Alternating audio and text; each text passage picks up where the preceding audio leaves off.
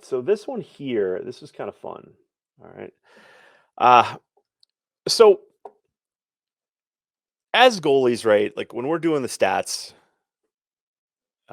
it's really nice to kind of get hit by a ball or have someone shoot into our stick, and then the people in the stands go, "Yay, great save!" And inside the goalie's head, we're like, "Yeah, I didn't even move, but I'll take it." Right, and that's basically what it is. So I saw this clip, and I hope you guys can see this. Okay, I know this is small, but um, this was from Villanova Lax on Instagram. Okay, and so hopefully you guys can see this. Okay, I might can I move that over a little bit? Boink boink. Whoop. It's better. Okay, put it right in the middle. All right, I'll play this through and see what we can see. So here we go. Now this floored me because this is a Division One lacrosse game, and you guys remember last year when who was it? It was Jacob Stover, I think the Loyola goalie that in the playoffs, like he made this save and everybody went nuts about the save he made, but basically the guy just shot it into his chest or something or into his shoulder. And I was like, yo, this is I did a video on it. I'm like, yo, this is not what people are thinking about. Or so here this is was this Denver? This must be Denver. So offensive players can make stupid mistakes. Okay, offensive players can make stupid mistakes, and what floors me, and again, this goes to the idea. Um, this goes to the idea that um, from a goalie's perspective, like we can feel like, oh, the shooters are always perfect, and we've got to move to make every save, and really, truly, that's not the case. Now, Walter Siegel commented today on the Facebook page when I posted this today, um, that you should, as a goalie, you should wait him out, and so this is where people have to be really careful about this because you can, in my opinion, you can ruin a lacrosse goalie by telling them they need to wait on the ball. There's a video that's been circulating for years on YouTube, and it's some coach out east hucking like cards, a deck of cards at a goalie. I think the goalie's like Adam Gittleman, and I know. Now I don't know Adam too well. I can just assume though in his head he's going like, this is just a waste. But the idea was like, oh, you should wait on it. Bullshit. Your goalie has to see the ball and as quickly as possible understand where that ball's going, right? And then they got to move in front of that ball. Part of that, when the shooter is real close, and this is especially true for all my girls out there, is that you have to respect the fakes because when you're in this close, a player like cannot a player like can release this ball, and as a goalie, you're just not. If you just wait on it, the ball's gonna be past you before you even move. So if we watch this real slow, and I'm gonna just change my FPS here so I can go real slow here. So if you watch the shooter and you watch the goalie, watch the lower body of the goalie, right? When you get to about here, when the player's from this distance, you really know that the ball is going to be released in the upper half of the cage. Like a player cannot bounce this ball anymore. And so what a goalie is doing is starting to understand that, okay, actually I'm gonna stay over here and so you guys can just see my cursor, is that depending on where the hands are and where the bottom hand is on the shooter, the bottom hand will dictate if that bottom hand is close to the body of the shooter, and then that allows a shooter to then release the ball and the top hand comes forward and that ball can go down. But if the bottom hand is out, right? I don't know if you guys can't really see me on the screen, but if I enlarge my face, nope, that's not going to work. Boink. There we go. When that bottom hand comes forward and the fake is here, now you know that every shot released is going to be high, right? It's going to be high.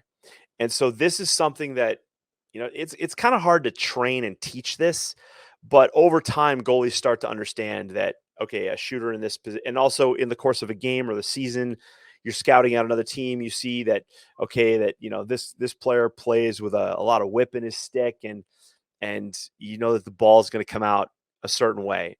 It's like, for those of you guys who remember John Zilberti way back in from Syracuse, back in the early '90s, one of the a four-time All-American attackman, um, like unreal player. He played with like basically a teaspoon, and so he could hold the stick like right around his head, and he could release that ball super high, right? Whereas today, every kid pretty much has like a big pocket and a whip in their stick, and that ball's it takes a bit to get the ball out of there. But anyway, so this goalie, as the player comes through here, the goalie is going to start. You're making assumptions, like, and this all happens in a microsecond.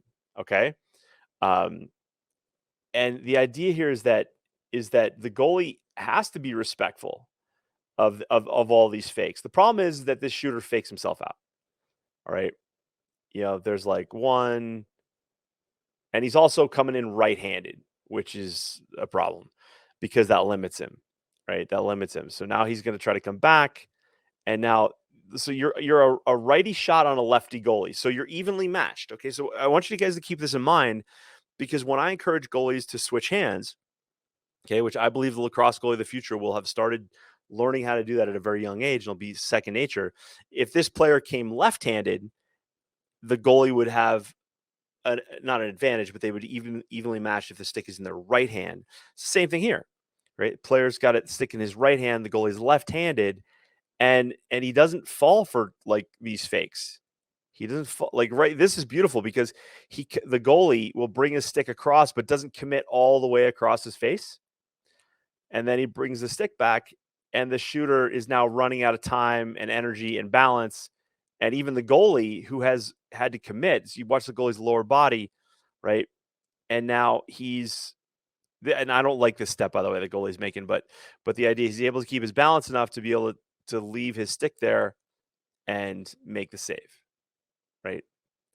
And so this is where it's not just about the goalie waiting, right? Because that's not the message we want to send our goalies. The idea is we don't want our goalie to wait, but what the goalie needs to understand, and this goalie does perfectly, is he understands what can this shooter do in this situation. And when the shooter goes to make a fake, how far do I need to move to actually cover that fake? Because if he doesn't shoot and it is a fake, I still have to be in balance enough to get my stick somewhere where I can make that save. And that's a really interesting point. A lot of young goalies, on that first fake, they will explode and jump and commit, and they'll be faked out of their shorts because they really have no comprehension of what this shooter can do. And I see that at the Division I level. All the like it's not that something that goes away and all of a sudden D1 goalies are great at it. Even see it at the pros. It's like goalies forget just fundamentally what a shooter can do with the ball, and they overcommit, and then they're out of position. And in this case, what's really interesting to hear is to see that this shooter, just like in that Loyola game last year, the shooter basically confuses themselves because the slide is coming, right? So you see the slide coming right here? When the slide is coming, number 9 knows that if he doesn't get this ball off in a second, he's going to get crushed. Now, the save was Alex was saying, like, yeah, I like the stare down after the I like the stare down after the save. Yeah, I was laughing at that because I'm like, dude, you really don't have anything to stare at because Jimmy just put the ball on your stick, right? Um, so yeah.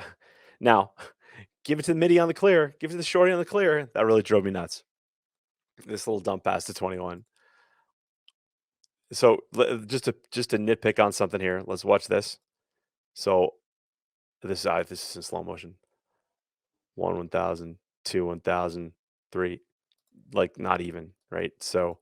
Um, so anyway, I want you to understand that that it's not just about telling a goalie that they should wait on the ball, but it is telling a goalie to understand what the shooter can and can't do, and understand. And this is true in the girls' game. This is also true in the boys' game.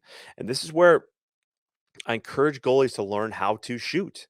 right? And not always use their goalie stick. A lot of coaches like, you should always have a goalie stick in your hand.